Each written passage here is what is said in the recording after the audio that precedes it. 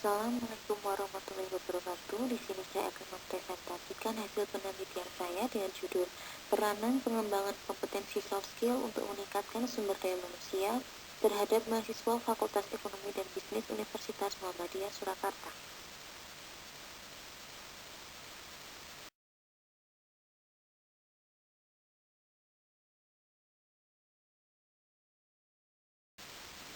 Yang pertama adalah latar belakang. Pada era globalisasi, persaingan dalam hal apapun semakin ketat.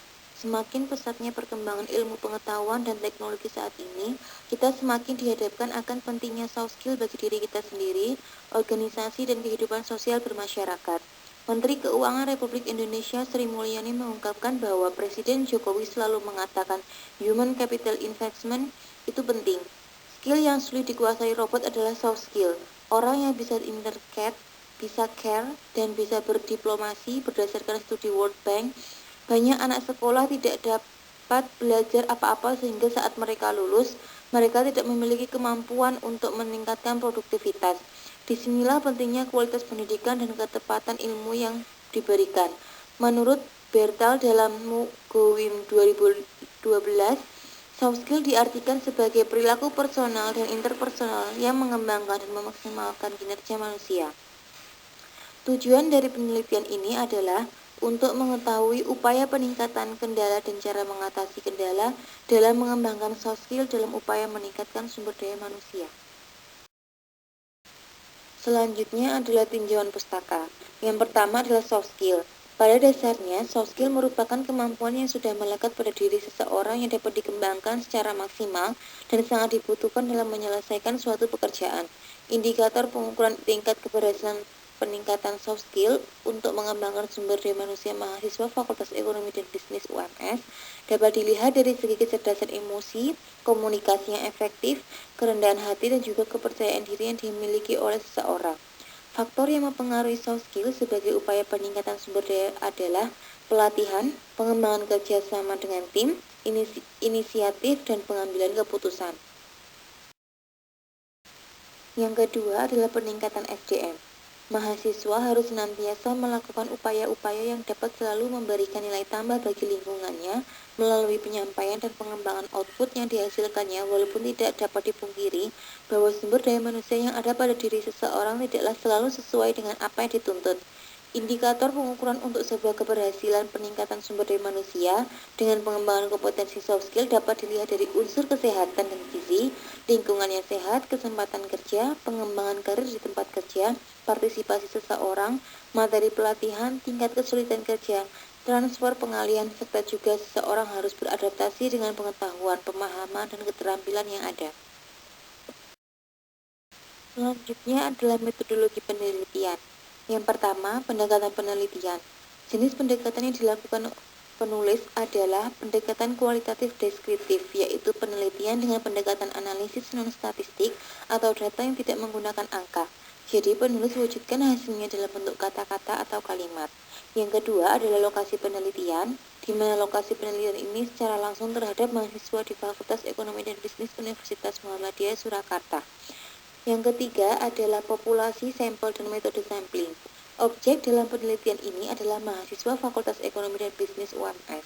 Sampel pada penelitian ini adalah sampel kualitatif, di mana sampel non-statistik melainkan teoritis, karena tujuan penulisan kualitatif untuk menghasilkan teori.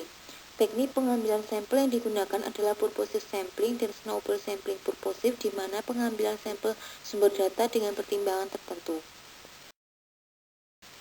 Yang keempat adalah sumber data. Sumber data pada penelitian ini bersifat primer karena data diperoleh secara langsung dari sumbernya, yaitu mahasiswa Fakultas Ekonomi dan Bisnis Universitas Muhammadiyah Surakarta, sehingga dapat ditarik kesimpulan oleh penulis dan menghasilkan teori yang dapat dikembangkan beserta rujukan dari review jurnal. Yang kelima adalah instrumen atau alat pengumpulan data.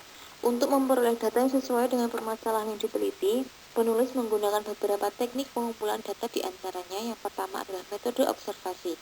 Metode ini digunakan untuk mendapatkan data tentang peranan mengembangkan kompetensi soft skill untuk meningkatkan sumber daya manusia terhadap mahasiswa Fakultas Ekonomi dan Bisnis Universitas Muhammadiyah Surakarta. Peneliti mengamati secara langsung dan mendalam tentang peningkatan kompetensi soft skill untuk mengembangkan sumber daya manusia terhadap mahasiswa di lingkungan Fakultas Ekonomi dan Bisnis UMS. Yang kedua adalah metode wawancara, di mana metode wawancara dilakukan secara langsung kepada mahasiswa Fakultas Ekonomi dan Bisnis Universitas Muhammadiyah Surakarta. Peneliti menyediakan beberapa pertanyaan dalam instrumen penelitian untuk mendapatkan informasi mengenai peranan mengembangkan kompetensi soft skill untuk meningkatkan sumber daya manusia terhadap mahasiswa Fakultas Ekonomi dan Bisnis Universitas Muhammadiyah Surakarta. Yang keenam adalah pengukuran variabel.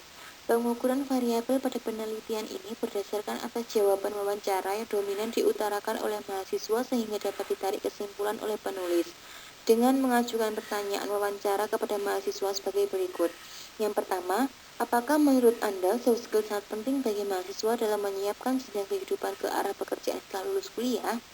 Yang kedua adalah bagaimana Anda menilai kemampuan soft skill dan juga tingkat sumber daya manusia yang dimiliki orang lain? Yang ketiga adalah apa yang menjadi langkah awal Anda sebagai mahasiswa dalam peningkatan sumber daya manusia dengan mengembangkan soft skill?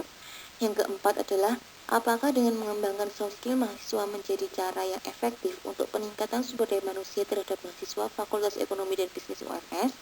Yang kelima, apakah manfaat dengan adanya peningkatan soft skill untuk mengembangkan sumber daya manusia terhadap mahasiswa Fakultas Ekonomi dan Bisnis Universitas Muhammadiyah Surakarta menurut Anda? Yang ketujuh adalah teknik analisis data.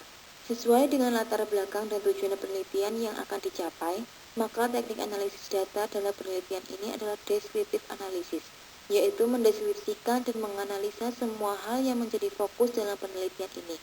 Penulis akan menggambarkan dan menyelidiki semua hal yang terkait dengan fokus penelitian yang berupa peranan mengembangkan kompetensi soft skill untuk meningkatkan sumber daya manusia terhadap mahasiswa Fakultas Ekonomi dan Bisnis Universitas Muhammadiyah Surakarta.